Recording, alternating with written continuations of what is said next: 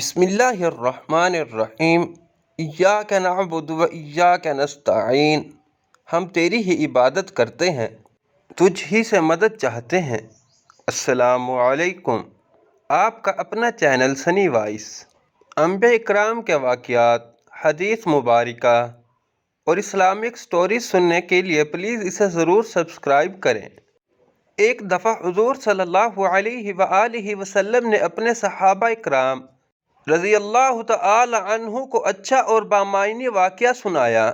آپ صلی اللہ علیہ وآلہ وسلم نے فرمایا کہ ایک شخص بیمار ہو گیا، یہاں تک کہ قریب الموت تھا، تو اس نے ایک دوست سے پوچھا، اے دوست، تم میری اس مشکل میں کیا مدد کرو گے؟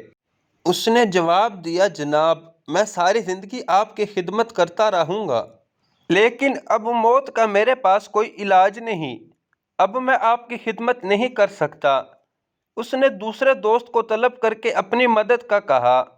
اس نے جواب دیا، میں تو آپ کے لیے صرف یہ کر سکتا ہوں کہ آپ کا انتقال ہو جائے تو آپ کو نہلا کر خوشبو لگا کر دفن کروں گا۔ اب اس نے تیسرے دوست سے مدد طلب کی۔ اس نے کہا، میں آپ کا موت کے بعد بھی ساتھ دوں گا، قبر میں آپ کے ساتھ جاؤں گا اور قیامت کے دن آپ کے ساتھ نکلوں گا اور آپ کے ساتھ ہی رہوں گا۔ یہ سارا واقعہ سنانے کے بعد حضور صلی اللہ علیہ وآلہ وسلم نے فرمایا، تم جانتے ہو یہ تین دوست کون ہیں؟ پہلے کا نام مال، دوسرے کا نام عیال یعنی رشتہ دار، اور تیسرے کا نام اعمال ہے جو ہمیشہ انسان کے ساتھ رہیں گے۔ اللہ کے حضور دعا ہے کہ اللہ تعالی ہمیں دنیا میں نیک اعمال کرنے کی توفیق عطا فرمائے۔ اللہ تعالی قیامت کے دن روز محشر کے دن ہمارا حامی و ناصر ہو۔ اللہ تعالی قیامت کے دن ہمیں حضور صلی اللہ علیہ وآلہ وسلم کی شفاعت نصیب فرمائے۔